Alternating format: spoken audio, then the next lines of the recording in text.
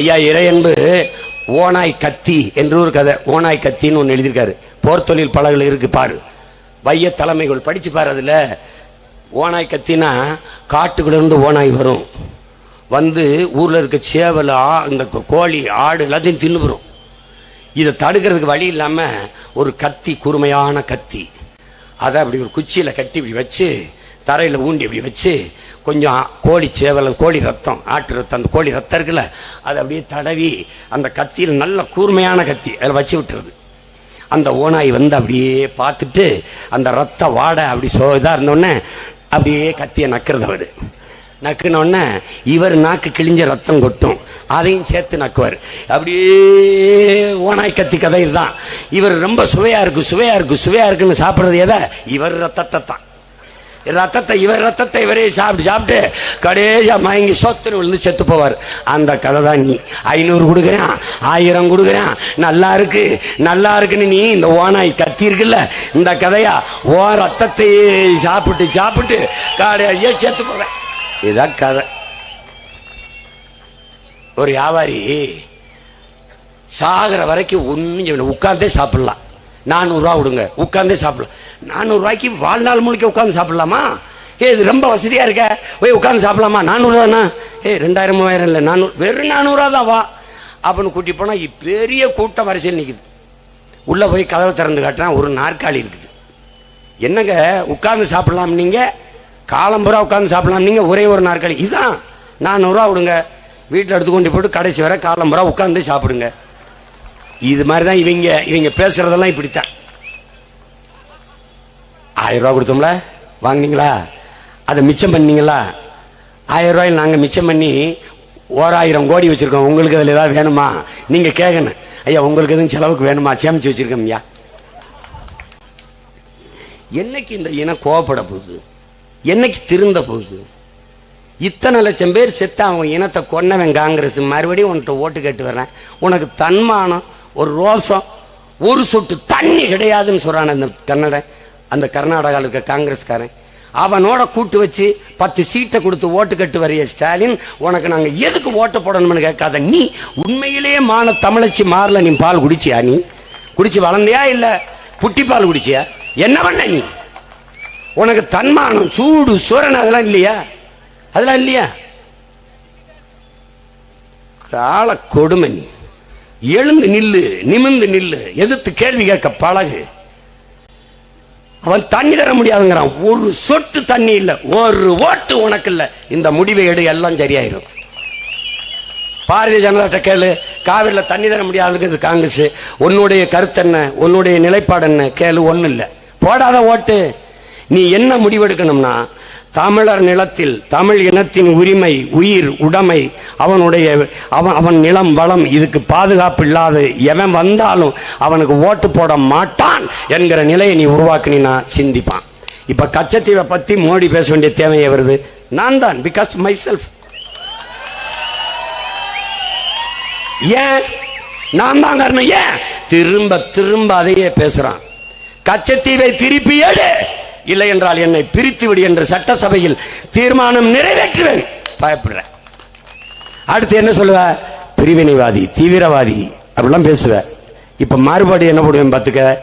என் நிலப்பரப்பை எடுத்து என் நாட்டோடு இணை என்று சொல்கிற நான் பிரிவினைவாதி, கொடுத்ததான்னு சொல்ற நீ தேசியவாதியாடான்னு கேட்பேன். பதில் இல்லை. அப்ப என்ன பண்றது? மக்கள்கிட்ட தாக்கத்தை ஏற்படுத்துது, ஓட்டு அவனுக்கு போயிடும். அப்ப என்ன பண்ணலாம்? கச்சத்தீவை நான் வந்தால் அதை மீட்க போராடுவேன், வந்தபோது ஏன் போராடவில்லை, இப்படிலாம் கேட்டால் நான் வாயை மூடிக்கொண்டு ஓடிவிடுவேன். இதுதாங்க ஐயா ஸ்டாலின் ஆசிரியர் பெருமக்கள் போராட்டத்தில் பங்கேற்றார், நானும் பங்கேற்றேன். அவர் எதிர்க்கட்சியா இருக்கும்போது கொடுத்த வாக்குறுதி, நான் வந்தால் பழைய ஓய்வூதிய திட்டத்தை நிறைவேற்றுவேன், பணி நிரந்தரம் செய்வேன், சமவேளை சம ஊதியம் கொடுப்பேன், ஆசிரியர்களாம் பணி நியமனம் பண்ணுவேன். இதெல்லாம் அவர் கொடுத்த வாக்குறுதி. வந்த 3 ஆண்டுகளில் செய்யல. நம்பி வாக்களித்த ஆசிரியர் பெருமக்கள் மறுபடி போராட்டத்தை செய்தார்கள், போராடினார்கள். அந்த போராட்டத்தில் கடைசி வரை நின்ற மகன் நான், அவர்களுக்கு துணையாக. ஏன்? ஆசிரியர் என்றால் யார் என்று எனக்கு தெரியும். எனக்கு அறிவிப்பால் ஊட்டிய பெருமக்கள்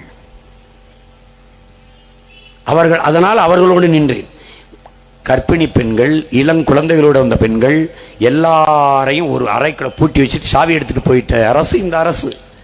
இன்னைக்கு திரும்ப திரும்ப சீமான் அதை பேசுகிறார் என்ற உடனே நான் வந்தால், பாராளுமன்றத்தில் வென்று வந்தால் அதை நான் கவனத்தில் எடுப்பேன், சரி செய்வேன். எப்படி? இதுக்கு பேர் என்ன தெரியுமா? என் உடன் பிறந்தவனே, வெறும் தேர்தல் அரசியல், மக்கள் அரசியல் இல்லை. தேர்தலுக்காக மட்டும் செய்வார்கள், பேசுவார்கள். மக்கள் அரசியல் என்றால் இதையெல்லாம் நிறைவேற்றிவிட்டு வந்து தேர்தலிலே வாக்கு கேட்பார்கள். அது கேட்க வேண்டியதில்லை, மக்கள் தாங்களா விரும்பி தருவார்கள். அதான் இங்க என்ன மாற்றம்? நாம் முன்வைக்கிற அரசியல் மாற்றம் என்ன? கட்சி அரசியல், தேர்தல் அரசியலை கடந்து மக்கள் அரசியலை செய்ய வேண்டும். தேர்தல் 5 வருஷத்துக்கு ஒரு தடவை, தேர்தல் முடிஞ்சிருச்சு, அதிகாரத்துக்கு வந்தாச்சு, தூக்கி போட. அடுத்த தேர்தலை பற்றி சிந்திக்க கூடாது, மக்களை பற்றி சிந்திக்கணும். மக்களுக்கு எது நல்லது, மக்களுக்கு எது தேவை, அதை பற்றி சிந்திச்சு செய்வதுதான் மக்களுக்கான சேவை அரசியல்.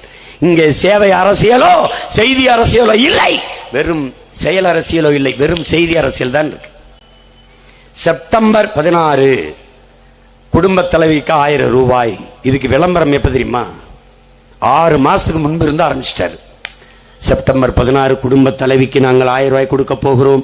பூ கட்டிக்கிட்டு ஒரு அம்மா இருக்கும், பழம் வித்துக்கிட்டு ஒரு அம்மா இருக்கும். வானா வா காட்டுறேன், இந்த பதாகையில் அங்கே இருக்கு, நான் வீட்டுக்கு போற வழியில இருக்கு என் ஊர்ல. அப்போ இதுக்கு எத்தனை ஆயிரம் கோடி செலவு பண்ண அந்த விளம்பரத்துக்கு? கேவலம். இவ்வளவு ஆண்டுட்டாங்க. காலையில் டிஃபன் போட்டால் தான் நம்ம பிள்ளைய சாப்பிட்டு பள்ளிக்கூடம் படிக்க மாதிரி இருக்குது. காலை உணவு கூட போட்டு பெற்றோர்கள் பள்ளிக்கூடத்துக்கு நிற்க முடியாது, பிச்சைக்கார கூட்டமாக மாற்றி விட்டான் நம்மளை. ஒரு வேளை சோறு இல்லை. அது என்ன உணவுங்கிற? ரவா உப்புமா 6 நாளைக்கு. நாங்கள் சினிமா எடுக்கும்போது எப்படி ப்ரொடக்ஷன் கம்பெனி எப்படின்னு, ஐயா உப்புமா கம்பெனி, ஏன்னா உப்புமாவே போட்டு படம் எடுத்துக்கிட்டு இருப்பான். அது மாதிரி இந்த ஆட்சி, திராவிட மாடல் ஆட்சி எப்படி? பெரிய உப்புமா கம்பெனிங்க, ஒரு வாரத்துக்கு ஒரு உப்புமா தான். உங்க மகன் ஆட்சியை கொடுத்துப்பாரு, நானே விவசாயம் பண்ணுவேன், நானே ஆடு வளர்ப்பேன், மாடு வளர்ப்பேன், நாட்டு கோழி வளர்ப்பேன், 1/2 லிட்டர் பால், 2 முட்டை, பசுஞ்சோலை பள்ளி பக்கத்தில் உடற்பயிற்சி கூட, விளையாடணும் விளையாடணும், ஓடணும் ஆடணும் பாடணும், உடலை உறுதி செய்யணும், உடலினை உறுதி செய், கொள்கை வகுத்தினில் அறிவை விரிவாக்கு, கொள்கை வகுத்தினில் கூடி செயல் செய்ய பழகு, நாம் தமிழர். இதான் எங்க கோட்பாடு. காலையில உப்மா தின்ட்டு காலையில சோறு இல்லை பிள்ளைகளை பள்ளிக்கூடத்துக்கு அனுப்புறது. இந்த நிலையில் வச்சுட்டு சாதனை சாதனை சாதனைன்னு பாலின் சந்தை மதிப்பு 9 லட்சம் கோடியை தொடுது. சாராயம் வித்து 50,000 கோடிக்கு சாராய பொருளாதாரத்தில் எங்களை சாகடித்துக் கொண்டிருக்கிற ஆட்சி முறை. ஆவின் பால் விற்கிது அரசு. எங்கன்னு கேளு, மாடு எங்கன்னு கேளு, பதில் இல்லை. மாடு வளர்க்காம பால் எங்கிருந்து வருதுன்னு கேளு, பதில் இல்லை. என்ன உங்க வீட்டு தண்ணி குழாயை திருகுனா பால் வருதா? யாரு கேட்கறது? கேளு. அவர் அப்படிதாங்க பேசிட்டு பாரு, இவர் இப்படிதாங்க ஏதாவது பேசிட்டு பாருமா. அந்த கள்ளச்சாராயம் குடி செத்தவனுக்கு 10 லட்சம் பாரு. பேசுறது சார் அப்படி. சேலத்தில் நம்ம நாட்டு நம்ம பிள்ளைகள், தமிழ்நாட்டு பிள்ளைகள் இந்திய ராணுவத்தில் போய் போரிட்டு செத்து போயிட்டாங்க 2 பேர். 1 லட்சம் ரூபாய் காசு கொடுக்கல. கள்ளச்சாராயம் குடிச்சு செத்தவனுக்கு 10 லட்சம். அதனால நான் கூட சொன்னேன், சாகிறதுன்னு யாரும் முடிவெடுத்து விஷம் குடி சாகிறதா இருந்தா விஷம் குடி சாகாதிய. சாகிறதுன்னு ஆயிடுச்சுன்னா கள்ளச்சாராயத்தை குடிச்சாங்க, குடும்பத்துக்காக 10 லட்சம் கிடைக்கும். எப்படிப்பட்ட ஆட்சி முறை? இதையெல்லாம் மாற்றணும். மாற்றணும்னா நான் மாற்றணும், என் மகள் மாற்றணும்ல, நம் ஒவ்வொருத்தரும் மாற்றணும். சிந்தனையில் மாற்றம், எண்ணத்தில் மாற்றம், செயலில் மாற்றம். மண்ணில் புரட்சி வருவதற்கு முன்பு மக்களின் மனத்தில் புரட்சி வர வேண்டும். இந்த உலகத்தை எப்படிப்பட்ட மாறுதலுக்கு கொண்டு வர நீ விரும்புகிறாயோ அப்படிப்பட்ட மாறுதலை நீ உன்னிடத்திலிருந்து தொடங்கணும். உனக்குள் எந்த மாற்றத்தையும் ஏற்படுத்த முடியாத நீ சமூக மாற்றத்தை ஏற்படுத்த முடியாது. அப்படி என்றால் உனக்குள் மாற்றம் வர வேண்டும். என்ன மாற்றம்? ஊழல், லஞ்சம், மது, மத போதை, சாதிய இழிவு, தீண்டாமை, திரை கவர்ச்சி, இது எதுவும் அண்ட முடியாத பெரும் நெருப்பாக ஒரு புரட்சி தீயாக உருமாறிவார்.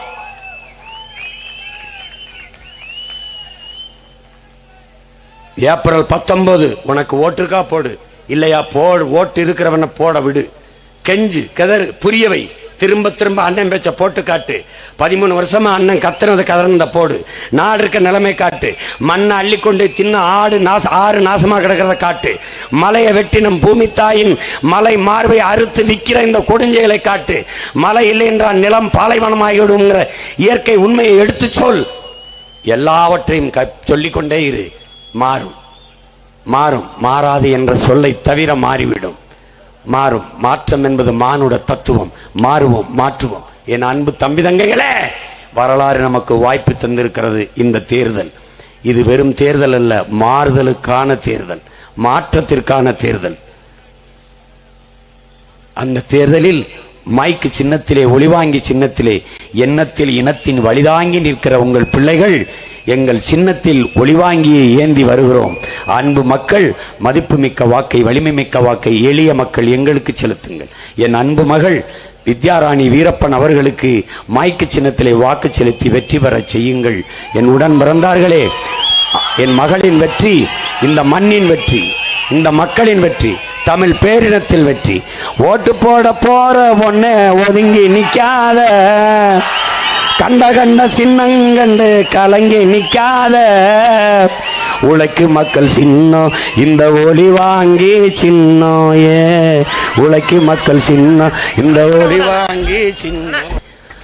நாளோறும் பாடுபட்டோம் ஆனாலும் துன்பப்பட்டோம், நாளோறும் பாடுபட்டோம் ஆனாலும் துன்பப்பட்டோம். இந்த நிலை மாற நான் வேற என்ன கூற? யாரார்க்க ஓட்ட போட்டோம், ஓட்டாண்டி ஆகி புட்டோம். இந்த நிலை மாற நான் வேற என்ன கூற? ஓட்டு போட போற பொண்ணு ஒதுங்கி நிக்காத, கண்ட கண்ட சின்னங்கண்டு கலங்கி நிக்காத, உழைக்கும் மக்கள் சின்னம் இந்த ஒளி வாங்கி சின்னம். உழைக்கும் மக்கள் சின்னம் இந்த ஒளி வாங்கி சின்னம்.